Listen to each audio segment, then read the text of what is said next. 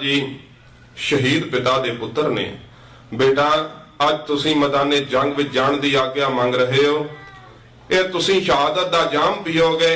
जिस दिन मैदाने जंग दे अंदर तुसीं हुण शहीद होए तां संसार मैनूं कहेगा गुरु गोबिंद सिंह शहीद पुत्रां दा पिता है। सच्चे पातशाह महाराज अपनी रसना तो ये शब्द कह रहे ने। बाबा अजीत सिंह साहेब मैदाने जंग विच जूझण दी आग्या मंग रहे हन। सच्चे पातशाह ने अपने कंठ नाल ला करके अपने कर कमलों के नाल सतगुरु ने श्री सहब बख्शिश की। 8 सिंह बाबा अजीत सिंह साहब जी की ताबिया गरीब नवाज सतगुरु ने तिस समय तोरे ने। सच्चे पातशाह महाराज जी के वड्डे फरजंद बाबा अजीत सिंह साहेब सत संगत अपनी निगाह दे विच अपने इन्नी उम्र के जवान पुत्र नूं किते लिया के वेखीए ते सामने मौत नच रही होवे, असीं अपने हथीं कदे अपने इस जवान पुत्र नूं भावें वो नलायक होवे, साडे कहे ना लगदा होवे, फिर भी साडा जिगरा ते साडा हिया नहीं पएगा कि मौत के मूँह विच अपना पुत्र तोड़ दईए। तां गुरदेव दा तां लायक पुत्र जिन्हां ने सच्चे पातशाह महाराज जी की आग्या विच रह करके अपना जीवन बतीत किया, तां सतगुरु पातशाह महाराज जी दे ऐसे सोहणे फरजंद जिन्हां दे चेहरे ते लाली दगदी है, देवी देवते दर्शन करदे भुख लथदी है, ऐसे अपने लायक पुत्र नूं, ऐसे अपने योग पुत्र नूं गुरदेव ने अपने हथी मैदाने जंग नूं तोड़िया। अपने लखते जिगर नूं सच्चे पातशाह महाराज जी का किड्डा हिरदा विशाल सी। साडे वास्ते अपना पुत्र तोड़ रहे ने, चढ़दी जवानी मैदाने जंग विच झोक रहे ने। असीं कई बार अपनी औलाद दे मोह विच फसे हुए वो काम कर दिंदे आ जिहड़े गुरदेव ने सानू दस्सिया कि मना कीते ने, गुरमत तो उल्ट ने। उन्हां कामां नूं असीं अपनी औलाद दे मोह विच फसे हुए कर दिंदे आ।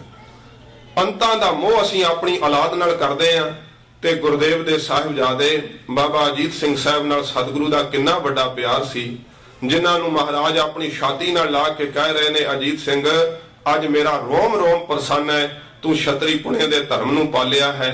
शस्त्रां नाल लैस हो करके 8 सिंघां दा जथा लै करके बाबा अजीत सिंह साहेब जिस समय मैदाने जंग विच कुदे ने, इधरों ख्वाजा मरदूद ने जदों फौज विच बाबा अजीत सिंह साहब दे आउण नाल हलचली मची, इक्को वार लखां दी सेना नूं हल्ला बोलण दा आदेश दिता। इन्हां नूं शक पिया कि गुरु गोबिंद सिंह साहब आप मैदाने जंग विच उतर आए ने। 10 लाख फौज दे विच हलचली मची, किरपानां खड़कण लगियां, गोलियां मींह वांग वरन लगियां, सर सर करदे हुए तीर चलण लगे। बाबा अजीत सिंह साहब सफेद घोड़े की सवारी करते हुए चमकौर के मैदाने जंग दे विच चुंगियां भरदे हुए अपने तनख तो अग वराउण लगे। ते इस समय इन्नी शस्त्र अंदाजी की विद्या गुरु साहब ने सिखाई है कि घोड़े के कुददियां कुददियां भी तीर चल रहे ने, घोड़े के टपदियां होया भी कमान दे विचों खपरे तीर निकल रहे हैं। इन्नी धनुष विद्या के माहर हैं बाबा अजीत सिंह साहेब, जिस दे तीर वजदा 5-5 दे विच दी पाड़दा होया तीर निकलदा, पानी नहीं मंगदे तुरक वल खांदे हुए घोड़े ते तुरक सिपाही धरती ते डिग रहे ने। इन्नी जिस समय तबाही मची, ख्वाजा मरदूद पुछदा कौन आया मैदाने जंग दे विच, ते समय सेनापति कहंदे शायद गुरु गोबिंद सिंह साहब आप उतर आए है। सरहंदी सूबा वजीद खान अपनी सेना नूं प्रेरदा होया ख्वाजे मरदूद दे हुक्म नाल अगे वधिया। साहिबजादा बाबा अजीत सिंह साहब की पछाण सी इस सरहंदी सूबे नूं। बाबा अजीत सिंह साहब की पछाण करके कहदा गुरु गोबिंद सिंह साहब आप नहीं, गुरु गोबिंद सिंह साहब के वड्डे साहिबजादे बाबा अजीत सिंह ने। कहन लगाए बड़े तलवार दे धनी ने, तीरंदाजी दे माहर ने, वेख्यो जिउंदा वापस ना जावे गुरदेव दा वड्डा साहिबजादा है। ते समय याली याली दे नारे मारदे हुए तुर्क पठाणा दी सेना बाबा अजीत सिंह साहब ते टुट के पै गई कि गुरदेव दा साहिबजादा जिउंदा वापस ना जावे। संगी लड़दे हुए सिंह ते समय शहादतां दे जाम पीण लगे। 1.25 लाख जूझदे हुए मैदाने जंग दे अंदर आखिरी खून दे तुबके तक सिंघा सूरमियां ने लड़न दा दावा करदियां होया अपने आहूति प्राणा दी चमकौर दे मैदाने जंग अंदर दिती। बाबा अजीत सिंह साहेब जिस समय दूर दूर दी तीरां दी लड़ाई हटी ते समय गात्रे तो किरपान कढ करके लड़न लगे। किरपान दे नाल तेगे दे नाल दुश्मनां दे आहू लाउंदे हुए 10 लाख सेना दे विच इउं विचरदे सन जिवें आकाश दे विच चमकदी होई बिजली एक थां ते दिसे ते बाद विच दूसरे थां ते दिसदी है। ਇੰਨੀ ਫੁਰਤੀ ਦੇ ਨਾਲ ਬਾਬਾ ਅਜੀਤ ਸਿੰਘ ਸਾਹਿਬ 10 ਲੱਖ ਸੈਨਾ ਵਿੱਚ ਵਿਚਰਦੇ ਨੇ। ਕਵੀ ਭਾਈ ਸੰਤੋਖ ਸਿੰਘ ਜੀ ਨੇ ਗੁਰਪ੍ਰਤਾਪ ਸੂਰਜ ਗ੍ਰੰਥ ਦੇ ਵਿੱਚ ਲਿਖਿਆ ਹੈ, ਬਾਬਾ ਅਜੀਤ ਸਿੰਘ ਸਾਹਿਬ ਜਿਸ ਸਮੇਂ ਚਮਕੌਰ ਦੇ ਮੈਦਾਨੇ ਜੰਗ ਵਿੱਚ ਲੜ ਰਹੇ ਸਨ, ਕਹਿੰਦੇ ਜਿਵੇਂ ਵੱਡਾ ਮਗਰਮੱਛ ਸਮੁੰਦਰ ਨੂੰ ਹਿਲਾ ਦਿੰਦਾ ਹੈ, ਐਵੇਂ ਬਾਬਾ ਅਜੀਤ ਸਿੰਘ ਸਾਹਿਬ ਨੇ 10 ਲੱਖ ਸੈਨਾ ਹਿਲਾ ਦਿੱਤੀ। ਫੜ ਲਓ ਦਾ ਰੌਲਾ ਸੀ ਚਾਰ ਚਫੇਰੇ, ਗੋਲੀਆਂ ਚੱਲ ਰਹੀਆਂ ਸਨ, ਤੀਰ ਵਰ ਰਹੇ ਸਨ। ਆਖੀਰ ਬਾਬਾ ਅਜੀਤ ਸਿੰਘ ਸਾਹਿਬ ਦਾ ਲੜਦਿਆਂ ਹੋਇਆਂ ਤੇਗਾ ਟੁੱਟਿਆ।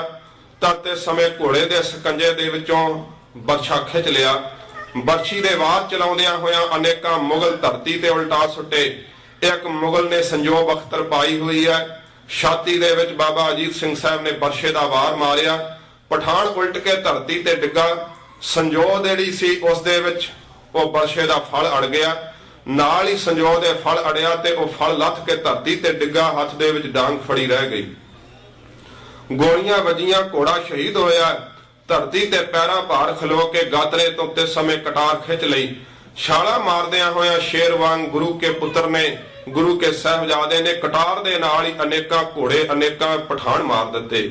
ਵੇਖ ਰਹੇ ਸਨ ਮੁਗਲ ਪਠਾਨ ਕਿ ਤਲਵਾਰ ਦੇ ਨਾਲ, ਤੀਰੰਦਾਜ਼ੀ ਦੇ ਨਾਲ ਗੁਰੂ ਕੇ ਸਾਹਿਬਜ਼ਾਦੇ ਨੂੰ ਫੜਿਆ ਨਹੀਂ ਜਾ ਸਕਦਾ। ਜਿਵੇਂ ਸਾਧ ਸੰਗਤ ਜੀ ਸੂਰਜ ਦੀ ਰੌਸ਼ਨੀ ਹੱਥ ਵਿੱਚ ਨਹੀਂ ਆ ਸਕਦੀ, ਐਵੇਂ ਬਾਬਾ ਅਜੀਤ ਸਿੰਘ ਸਾਹਿਬ ਉਹਨਾਂ ਵਾਸਤੇ ਫੜਨੇ ਨਾਮੁਮਕਿਨ ਬਾਤ ਸੀ। ਸੱਚੇ ਪਾਤਸ਼ਾਹ ਮਹਾਰਾਜ ਜੀ ਨੂੰ ਤੁਰਨ ਲੱਗਿਆਂ ਬਾਬਾ ਅਜੀਤ ਸਿੰਘ ਸਾਹਿਬ ਨੇ ਸ਼ਬਦ ਕਹੇ ਸਨ, ਪਿਤਾ ਜੀ ਆਪਨੇ ਗੁਰਦੇਵ ਮੇਰਾ ਨਾਮ ਰੱਖਿਆ ਅਜੀਤ ਸਿੰਘ, ਮੈਂ ਆਪਣੇ ਨਾਮ ਦੀ ਲਾਜ ਨੂੰ ਪਾਲਾਂਗਾ। ਤੇ ਸਾਧ ਸੰਗਤ ਜੀ ਇਹ ਸ਼ਬਦ ਕਹੇ ਬਾਬਾ ਅਜੀਤ ਸਿੰਘ ਸਾਹਿਬ ਨੇ ਕਿ ਮੇਰਾ ਨਾਮ ਅਜੀਤ ਸਿੰਘ ਆ ਤੇ ਜਿੱਤਿਆ ਨਹੀਂ ਜਾਵਾਂਗਾ। ਸੱਚੇ ਪਾਤਸ਼ਾਹ ਮਹਾਰਾਜ ਜੀ ਦੇ ਫਰਜ਼ੰਦ ਨੇ ਆਪਣੇ ਨਾਮ ਦਾ ਅੱਖਰ ਅੱਖਰ ਚਮਕੌਰ ਦੇ ਮੈਦਾਨੇ ਜੰਗ ਵਿੱਚ ਸੱਤ ਕਰਕੇ ਵਿਖਾਇਆ। ਬਾਬਾ ਅਜੀਤ ਸਿੰਘ ਸਾਹਿਬ ਜੂਝ ਰਹੇ ਸਨ। ਮੁਗਲਾਂ ਤੇ ਪਠਾਨਾਂ ਨੇ ਤੇ ਸਮੇਂ ਵੇਖਿਆ ਕਿ ਇਉਂ ਜਿਉਂਦਾ ਫੜਿਆ ਨਹੀਂ ਜਾ ਸਕਦਾ ਗੁਰਦੇਵ ਦਾ ਸਾਹਿਬਜ਼ਾਦਾ। ਇਹਨਾਂ ਦੇ ਮਨਾਂ ਦੇ ਖਿਆਲ ਸਨ ਕਿ ਸੱਚੇ ਪਾਤਸ਼ਾਹ ਦੇ ਸਾਹਿਬਜ਼ਾਦੇ ਨੂੰ ਜਿਉਂਦਾ ਫੜ ਲਈਏ ਤਾਂ ਗੁਰਦੇਵ ਨੂੰ ਬਾਹਰ ਹਥਿਆਰ ਸੁੱਟ ਕਰਕੇ ਬਾਹਰ ਆਉਣ ਵਾਸਤੇ ਮਜਬੂਰ ਕਰਾਂਗੇ, ਪਰ ਸਾਹਿਬਜ਼ਾਦਾ ਬਾਬਾ ਅਜੀਤ ਸਿੰਘ ਸਾਹਿਬ ਨੂੰ ਫੜਨਾ ਇਹਨਾਂ ਦੇ ਵੱਸ ਦੀ ਬਾਤ ਨਹੀਂ ਸੀ। ਆਖੀਰ ਇਹਨਾਂ ਨੇ ਦੂਰ ਹਟ ਕਰਕੇ ਬਾਬਾ ਅਜੀਤ ਸਿੰਘ ਸਾਹਿਬ ਦੇ ਉੱਤੇ ਗੋਲੀਆਂ ਦਾ ਮੀਂਹ ਵਰ੍ਹਾ ਦਿੱਤਾ, ਤੀਰ ਚਲਾ ਦਿੱਤੇ। ਬਾਬਾ ਅਜੀਤ ਸਿੰਘ ਸਾਹਿਬ ਦੇ ਅੰਗ ਅੰਗ ਨੂੰ ਗੋਲੀ ਵਿੰਨ ਗਈ। ਛਾਤੀ ਦੇ ਵਿੱਚ ਆ ਕੇ ਤੀਰ ਵੱਜੇ। ਜਦੋਂ ਅਣਗਿਣਤ ਤੀਰ ਬਾਬਾ ਅਜੀਤ ਸਿੰਘ ਸਾਹਿਬ ਦੀ ਛਾਤੀ ਵਿੱਚ ਵੱਜੇ, ਲਹੂ ਕੱਪ ਕੱਪ ਕਰਦਾ ਛਾਤੀ ਤੋਂ ਵਗ ਰਿਹਾ ਸੀ। ਗੁਰਦੇਵ ਆਪਣੇ ਪੁੱਤਰ ਦੇ ਇਸ ਬਹਾਦਰੀ ਨੂੰ ਆਪਣੀਆਂ ਅੱਖਾਂ ਨਾਲ ਵੇਖ ਰਹੇ ਸਨ। ਛਾਤੀ ਮਿਣਦੇ ਹੋਏ ਕਹਿੰਦੇ ਸਨ, ਪੁੱਤਰ ਅਜੀਤ ਸਿੰਘ ਅੱਜ ਵੇਖਾਂਗੇ ਤੂੰ ਆਪਣੀ ਛਾਤੀ ਵਿੱਚ ਕਿੰਨੀਆਂ ਗੋਲੀਆਂ ਸਮਾਉਣਾ ਹੈ। ਅੱਜ ਤੇਰੀ ਛਾਤੀ ਵਿੱਚ ਕਿੰਨੇ ਤੀਰ ਵੱਜਦੇ ਆ ਮੈਂ ਆਪਣੀਆਂ ਅੱਖਾਂ ਨਾਲ ਵੇਖਾਂਗਾ। ਸੱਚੇ ਪਾਤਸ਼ਾਹ ਮਹਾਰਾਜ ਆਪਣੇ ਫਰਜ਼ੰਦ ਦੀ ਸ਼ਹਾਦਤ ਨੂੰ ਆਪਣੀਆਂ ਅੱਖਾਂ ਨਾਲ ਵੇਖ ਰਹੇ ਆ। ਚਮਕੌਰ ਦੀ ਉਸ ਮਮਟੀ ਦੇ ਵਿੱਚ ਬੈਠੇ ਹੋਏ ਬਾਬਾ ਅਜੀਤ ਸਿੰਘ ਸਾਹਿਬ ਨੂੰ ਇੰਨੇ ਗੋਲੀਆਂ ਤੇ ਇੰਨੇ ਤੀਰ ਵੀ ਢੇਰੀ ਨਹੀਂ ਕਰ ਸਕੇ। ਫਿਰ ਵੀ ਅੱਗੇ ਵਧਦੇ ਹੋਏ ਕਟਾਰ ਦੇ ਵਾਰ ਚਲਾਉਂਦੇ ਜਾ ਰਹੇ ਹਨ। ਗੁਰਪ੍ਰਤਾਪ ਸੂਰਜ ਗ੍ਰੰਥ ਦੇ ਅੰਦਰ ਲਿਖੀ ਹੋਈ ਬਾਬਾ ਅਜੀਤ ਸਿੰਘ ਸਾਹਿਬ ਦੇ ਮੈਦਾਨੇ ਜੰਗ ਦੀ ਇਹ ਕਥਾ ਬੜੀ ਅਚਰਜ ਹੈ। ਬਾਬਾ ਅਜੀਤ ਸਿੰਘ ਸਾਹਿਬ ਜਦੋਂ ਗੋਲੀਆਂ ਨਾਲ ਨਹੀਂ ਡਿੱਗ ਰਹੇ, ਮੁਗਲਾਂ ਪਠਾਨਾਂ ਨੇ ਵੇਖਿਆ ਕਿ ਹੋਰ ਕਿਸੇ ਤਰੀਕੇ ਦੇ ਨਾਲ ਤੇ ਸੁੱਟਿਆ ਨਹੀਂ ਜਾ ਸਕਦਾ। ਆਖੀਰ ਸੀਸ ਦੇ ਵਿੱਚ ਆ ਕਰਕੇ ਗੋਲੀਆਂ ਦੀ ਪੁਛਾੜ ਵੱਜੀ। ਬਾਬਾ ਅਜੀਤ ਸਿੰਘ ਸਾਹਿਬ ਮੂੰਹ ਪਰਨੇ ਧਰਤੀ ਤੇ ਡਿੱਗੇ ਤੇ ਸ਼ਹਾਦਤ ਦਾ ਜਾਮ ਪੀਤਾ। ਬੋਲੇ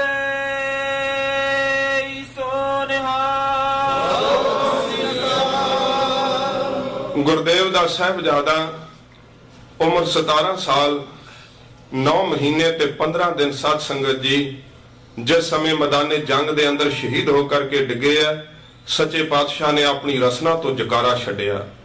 ਗਰੀਬ ਨਵਾਜ ਸਤਿਗੁਰੂ ਸੀਸ ਝੁਕਾਉਂਦੇ ਹੋਏ ਜਾਣੋ ਆਪਣੀ ਆਤਮਾ ਤੋਂ ਕਹਿ ਰਹੇ ਸਨ, ਐ ਪਰਵਤਗਾਰ ਇਹ ਆਪ ਦੀ ਦਿੱਤੀ ਹੋਈ ਮਾਨਤ ਮੈਂ ਆਪ ਦੇ ਖਜ਼ਾਨੇ ਵਿੱਚ ਅਦਾ ਕੀਤੀ ਹੈ, ਕਬੂਲ ਫਰਮਾਉਣੀ।